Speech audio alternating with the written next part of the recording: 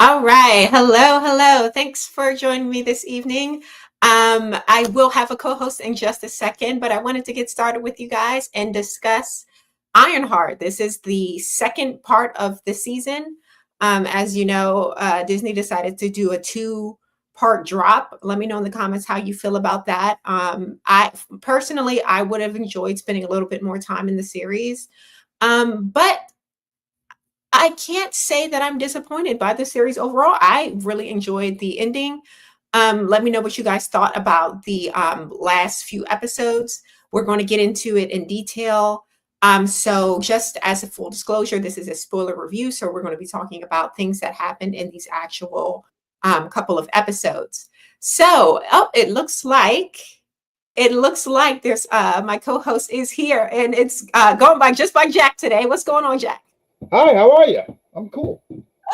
Doing well. Very excited to talk about the show. Thoughts on how things wrapped in Ironheart? Oh man, I feel like we're already jumping up to episode 6. Episode 6 got me intrigued and see what's going to go on further in the MCU. All right. Like, how do you feel about the two-part drop specifically? Like, we had our part 1, then it's part 2, and that's it. Part 1, part 2. I'm sorry, am I missing something here? You were not talking about all 3 episodes, right? Yeah, when they had the first drop, which was episodes 1 through 3, and then they had the second. Okay. I get what you're saying. I kind of did not like that. I'm not gonna hold you. The way that they broke down these episodes, I said in the last review, I didn't like how they did. Like they dropped 3 episodes down and then another 3 episodes. I like to watch each episode, and especially with me who travel when he works, I could watch it in the morning and then on my way back. I only was able to watch these episodes once, so I don't have like this strong, like, like how we would go through each episode and be like, man, this was a really fun episode. Yeah, so I couldn't really do that with the way they dropped this. I hope that this is a one and done thing and they don't do that anymore.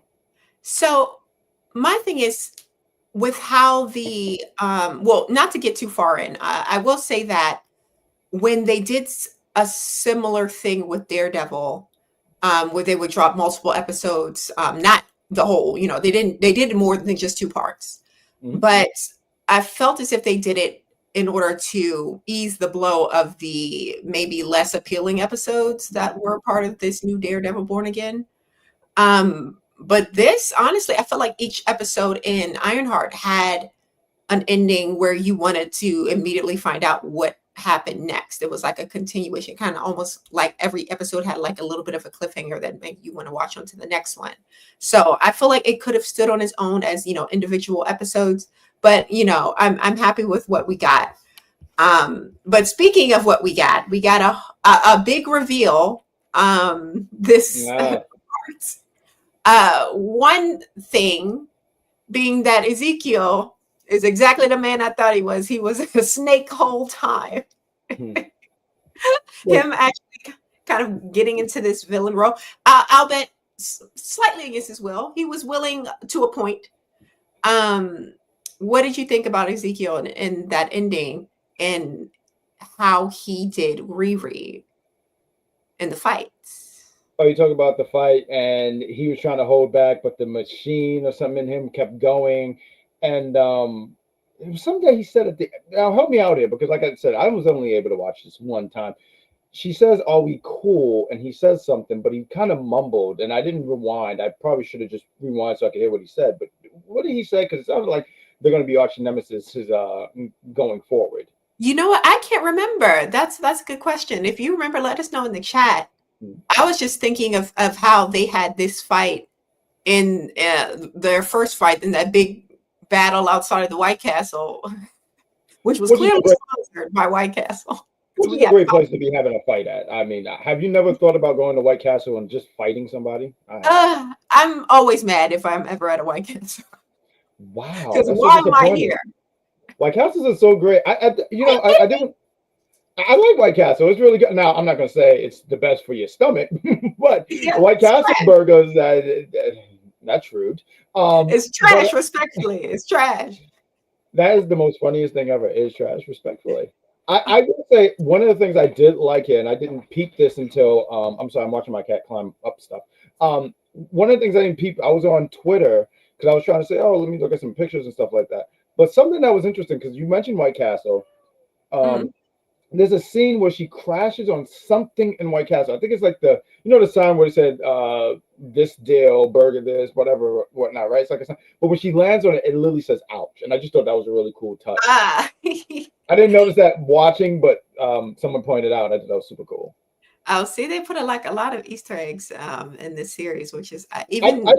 oh no, finish please. No, I'm go sorry. ahead. No, no, no. Go right ahead. I did want to ask, what did you think about how every time they introduced Ironheart, because we talked about White Castle, but they had like they'll say Ironheart and she's on White Castle Burger, another one where I think it's like a painting or something like that. I was gonna say, what did you think about stuff like that? I thought that was very comic booky in a good way. I really enjoyed that. I like seeing how they were able to get Ironheart in, how they were stylizing it each episode. It was just I a like, little, yeah. so it was like, oh, what are they going to do this time? There's only thing that I feel tops that is how Invincible does their kind of intros because they are like the king of it. I swear, I love that.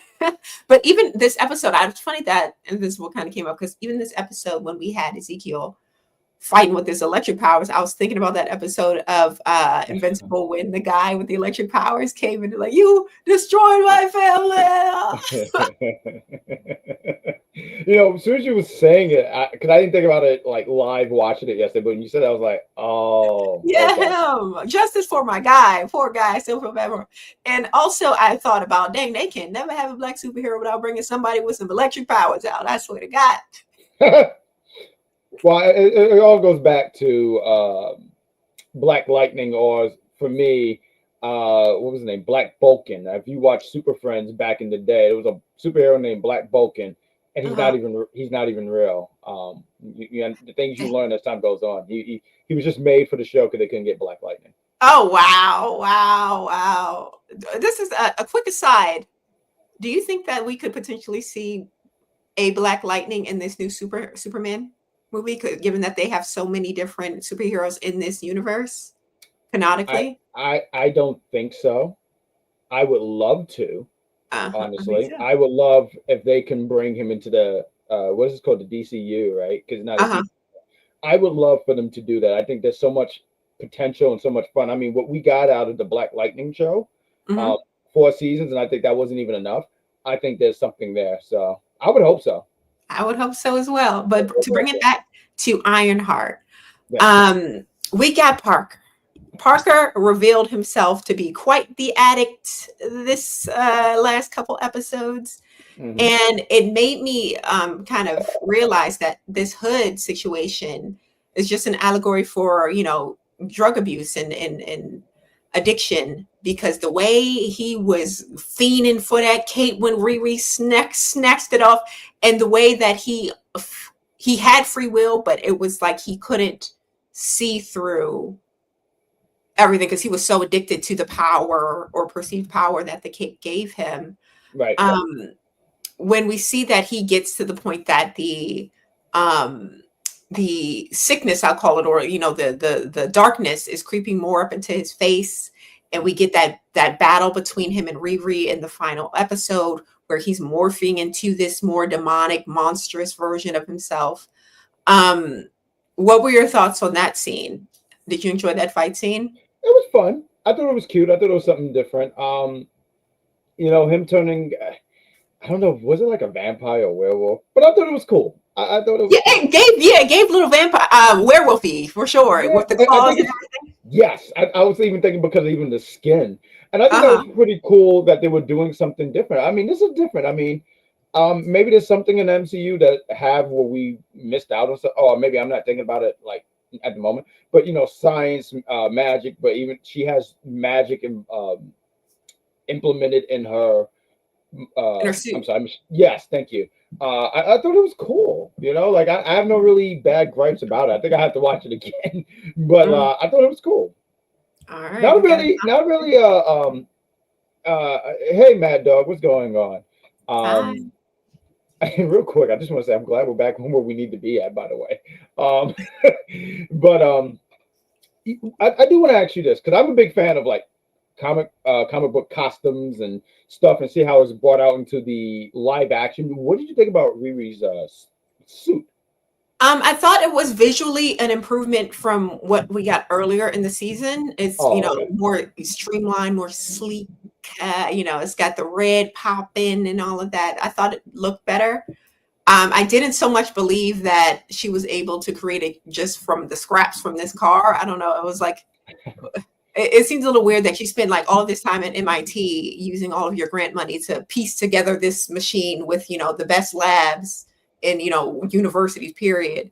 But you can, get a better suit from a car that was put together by your dad. I don't know, but I was gonna say this was. I think this was kind of like her Iron Man in the cave scene. You remember how oh yeah, Iron Man when he Tony and he with was. a bunch of I mean, scraps. right, exactly. Because I hear what you're saying. You're like, you mean to tell me you can't go elsewhere and get like all these other great parts and stuff like that? Meanwhile, you're at what was it, an auto car shop? So I get But what you're saying. even with that, with Tony, the version of the suit wasn't Okay, I get what you're saying. the Okay. best, right? It was just he Uh, put it together, but it wasn't something that was an improvement on okay. any pre-existing thing.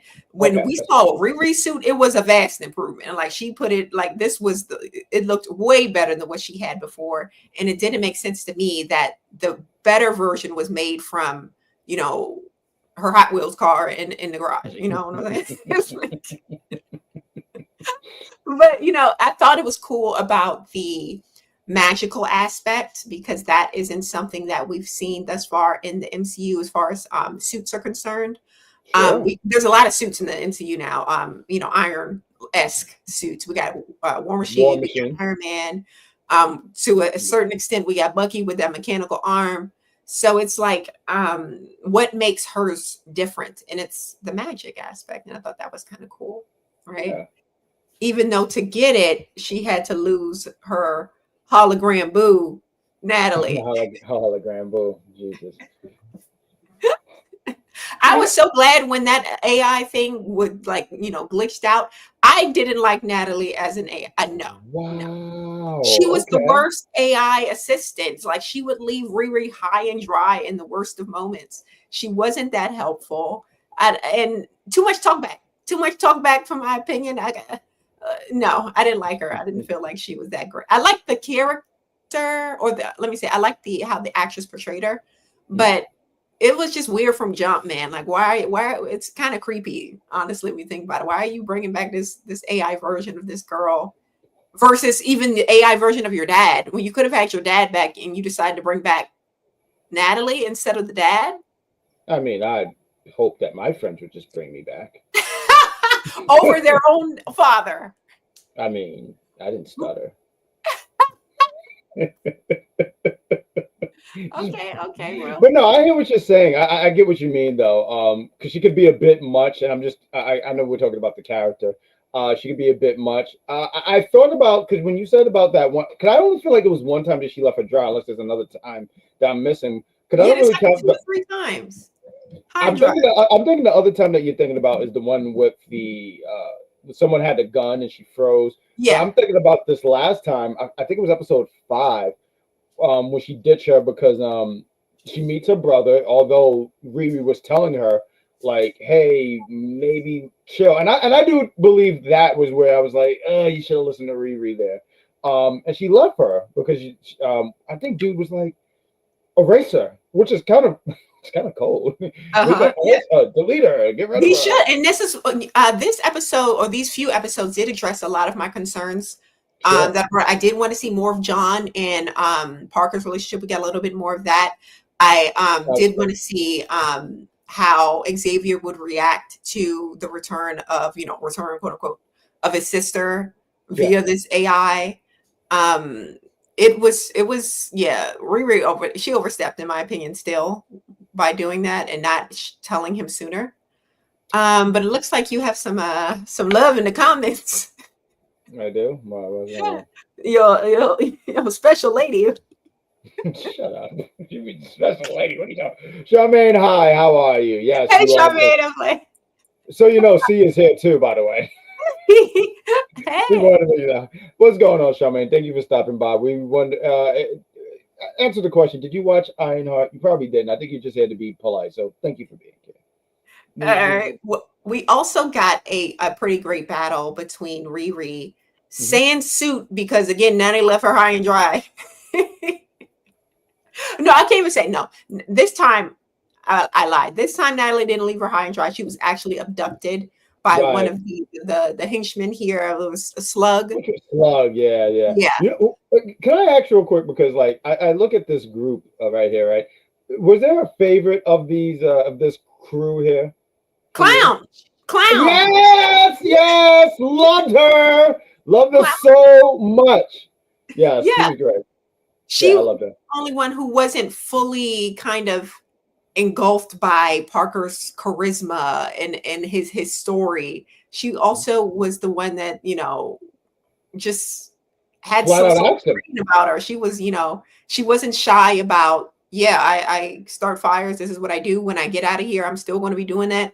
And, I'm just a bad guy, but she's a bad guy with thoughts and a little bit of moral compass, as we see when she kept up the ruse that Ezekiel was giving Parker that he got rid of Riri, Right, permanently. right. Right, because we can't say the word. I like how that because like in case you don't know what this means, but No. And she stuck up for her, found family member, Rampage, when she found out that, Parker did have him, off. yeah. So yeah, she definitely had the most integrity out of the group, and I liked her the most. But you Same. agree, right? You like, Oh, I loved her. I mean, she was just great. There was something that, and she just stood out so much. I mean, not to say none of these guys, because Slug stood out to me too. mhm. The other ones were just like like you always have your Beyonce, your Kelly, and someone Yeah, like that. The Rock'em others, Sock'em at the bottom. They wasn't there. yeah, they were Michelle. I'm sorry, they were That's right. Michelle Williams. We love Michelle Williams, by the way, but they were Yeah, Michelle we Williams. do. Yeah, we Yeah, do. we definitely do, but they were Michelle Williams. But and John, actually, I did like the character of John. I wish we got a little bit more. But when we speaking of John and Yeah, Parker, we see them breaking into a mansion in this episode, and it was later revealed that the mansion belonged to Parker's father. right. Right, so that was a bit of a twist, one of many in the episode. Mhm. What did you think about that? I mean, I don't think I was expecting that.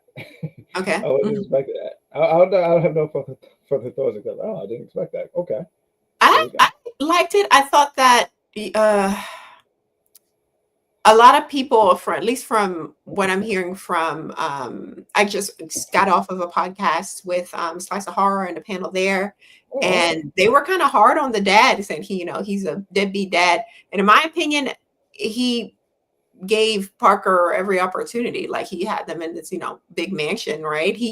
Parker had every opportunity and every advantage. He's this rich kid from the suburbs, but he's out gangbanging with his cousin and has like a gripe against his dad. And in my opinion, from what we've seen of Parker, it seems like he's an addict. He is maybe was more addicted to other things than he was, Really? Okay. being more, I guess, on the straight and narrow. Because why else are you out here gangbanging with your cousin, bro? And your dad's a whole multimillionaire. What are you doing? Why are you breaking into his house? And the dad never ratted him out and didn't rat him out to the police when he could have, because he knew he was him and his cousin the one who broke in. I feel like the dad is maybe I think we're jumping the gun by saying the dad is this bad dad or evil person. He's probably just fed up that his son is you know So help me, a help letdown. me, help me out here because there's a spot here in I think it's episode 5. Um, doesn't Parker say something over the lines of like, "You threw me out when I was 12." He did say something. Oh, you abandoned me and mom, and I'm like, uh, it's not made clear, in my opinion, because Parker isn't the most reliable of narrators. He's already being compromised by the cloak, right? The hood.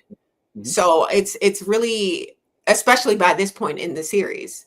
So I'm not 100% believing every word that comes out of his mouth in relation to that. And Okay. also because it could just be, a kid seeing his dad not around and it's, making the connection, oh, well, he doesn't want me, or, you never know. I don't know. I feel like Right. it's not really made clear, and I'm less inclined to believe Parker, who already shows himself to be a liar. I feel like this is something to watch back on just to so we can get some clarity about it to the best of our ability. Because you're right, there's certain pieces missing here for us to really put everything together. Because when I heard that, it made me go like, I don't know. I think I don't like any of you guys. Yeah. Because I think there's a fair point in what you're saying about him. I never understood people who had. You said like how you mentioned he has every opportunity, right? Mhm. And yet he's out in the streets. I'm like, dude, I would just be Yeah. in the state. I never understood that. I never Mhm. understood people, and there are people like that. And the father, I don't know. It's just because you're bringing up things. I'm like, but he said this and he said this, and I'm like, but I'm kind of leaning towards Parker because I'm like, I would be upset if my father deserted me at 12. That's kind of messed up, right?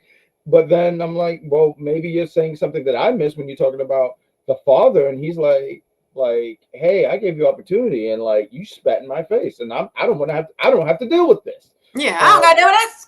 I don't have to, I Go don't have to gang deal bang with with your it. cousin if you want it so bad. Get the hell out of this house. You're not coming here. Yeah, go hang out with Johnny. What was his name? Johnny? I hope I got his name right. Johnny. John, right? And Yeah. we already see he has an addictive personality. He's gone off this cloak. He was probably gone off a couple things when he was younger, and the dad, didn't want to have that in his home, and I don't blame It him. might, he might have been on Cloak and Fireball. Right? Exactly. Don't look at me when I say that. That's disrespectful. But speaking of fire, we Mhm. had one of the biggest twists that it Okay. was, we were kind of being breadcrumbed for a while with this, I don't even but like bread. this is the Thank you. actual series that brought us Mephisto. We actually got to see Sacha Baron Cohen. Um, I honestly really enjoyed this performance. There was an eeriness to it. I like the accents, the change of accents. I like, that he was very persuasive, as you would assume the devil would be. You're laughing. What's funny? Because the internet is terrible somewhere in the road. Yo, is that my guy Borat? Not Borak. That's him. No, that's the same actor. That's it. I accidentally came across this before the episode before I watched the episode. Oh, But when I saw Mephisto, Mephisto. Uh-huh. thank you. When I saw him, I said, "Oh, we finally got him." Because you remember Finally. WandaVision? I want to say Agnetha's her special, and Uh-huh. now we officially got him. And it's crazy because I would have never thought we got Mephisto and IronHeart. That was like the Yeah. last thing out of my because it don't even seem like like it don't even seem like you get what I'm saying. I hope everyone's someone like it missions. Like I would have never thought that. So getting him there I was like, oh snap, we finally got him. Because I remember, and shout out to you, because you were saying on the first review, it was like, hey, do you think we get Mephisto? And I said, nope, Mhm. because like I've been misled so many times. Mhm. I don't. But you was like, I don't know. Oh, maybe.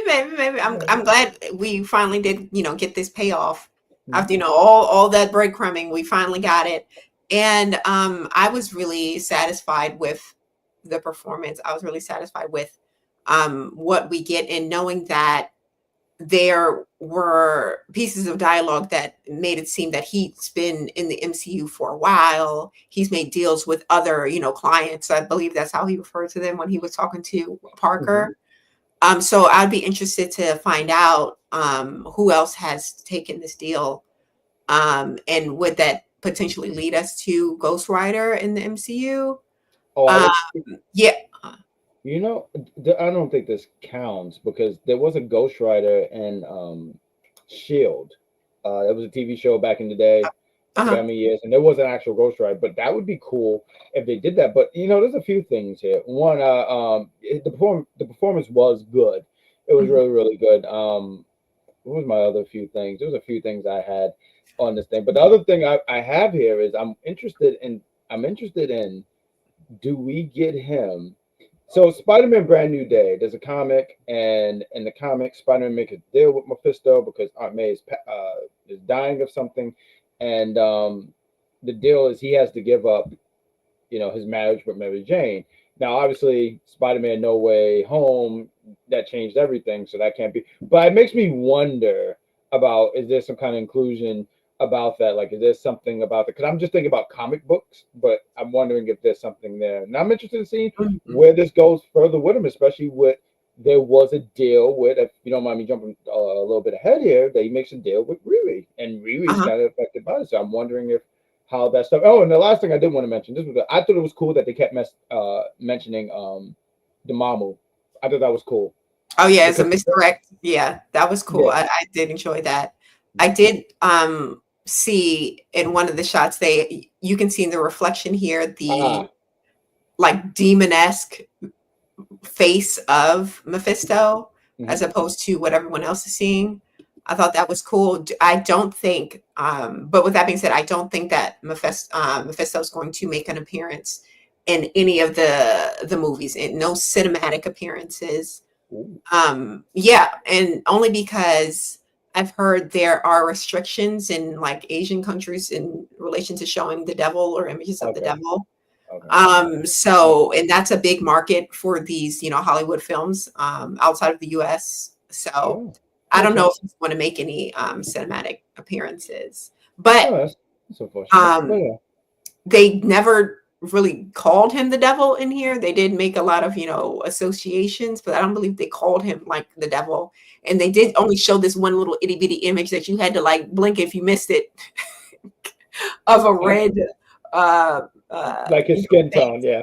Yeah. Well, that's a good eye on you because I didn't see any of it. I missed that completely. So shout out to you. I rewinded because I was like, "Is this like a sunken place reference from like Get Out?" I tried to, Second place. Yeah. yeah. Um, but like you said, Riri was offered a deal at the end of the episode from Mephisto, and I thought it was interesting how they shot it because it was shot in correlation with, or altering in between a version of Riri, or at least Riri interacting with Natalie, right? Right. And slowly over the scenes, it switches from that back to the table with Mephisto and his offer. And we see that she's overjoyed that Natalie is back, assuming that it's the AI, at least the audience does, Hmm. but it's a human version of Natalie. She's no longer AI. So when Riri goes to embrace her, we see that she now has that darkness spreading up her arm, the way that Parker had the darkness spreading up his face and body. So it kind of leads us to assume that yes, she did take the deal with Mephisto. How do you feel about that ending? And do you feel like that in any way justifies criticisms online that Riri is a criminal? Criminal. What? That's what people have been saying on the I, interwebs, bruh. I'm not gonna lie to you. I don't even listen to these guys. What do I think about this? I'm interested in seeing where this goes because with that crawling up her, look, we saw how it really affected Parker, and I'm wondering how it's going to affect her and how this goes along the way. So I'm interested to see what happens further. And I hear what you're saying about Mephisto might not be in any of the films and everything like that, but I feel like we're going to get Riri on one of these films. I believe she's in the Doomsday stuff. So I mean, you have to keep that going, and I'm wondering how that plays out moving forward. So I'm just interested in all how that all plays out All completely. right. All right. All right. And finally, we do have a end credit scene in this series, Hmm. and it's with Parker going up to Zelma, which we didn't mention her yet, but she's a very cute little witch, right? A Yeah. sorcerer, excuse me. And he's attempting to reconnect with some sort of magic because, again, he's an addict. Mhm. And she was so eager to, prove herself as a sorceress. She's anybody that walk in the door, she's changing stuff around. She's zipping and zapping stuff into other things. And where do you think that is leading that end scene? Where's that leading? I wonder if it's this. I wonder if it plays out in a Doctor Strange because I can't. figure out any other way. I'm sorry, any other place where this would go. But Mhm. I really have no thoughts on where this goes. Like I'm honestly, like I'm just enjoying the ride. Okay. So I don't have any like direction, but I do want to sit here and say because I'm sorry, what was the young lady's name? The witch name? Zoma, I think it was Zoma or Zelma. She was great. I thought she played her role very well. But I thought it was so cool to see Creed Summers on here. She was on Different World. She voiced Susie Carmichael's and Rugrats. She's done a lot. So when I Mhm. saw her, I was like, "Oh, this is so cool!" And I just said the MCU is just grabbing everybody here Uh-huh, at this uh-huh. point. So I just thought it was cool to see her, and I just wanted to mention that because I mean, she's a legend in the game. But yeah, I'm just enjoying the ride, man. I don't really have any like where does this go, but it looks like we're gonna still have Parker in here in some kind of way. And I just thought it was interesting how like for some people they see this as a candy store. Cause I was Mm. like, okay, this is a candy store, who cares? And next thing you know, they're upside down in the basement. Like I just Mm. love how like that like everyone just goes like, oh look, we're at the magic store. Mhm. So yeah. Now, I wonder, I asked this question on Slice of Horror, and I'm going to ask it to you. And I think I maybe have a somewhat theory. I don't have a full answer, but I do have a theory at this point, I think. Mhm. Um, because in the MCU, now canonically, we have both sorcerers and witches, but there hasn't yet been any sort of clarifying answer as to what makes someone a witch versus what makes someone a sorcerer, right? And it's clearly not gender because we have Tommy, who's a witch, and we have Zelma, who's a sorcerer.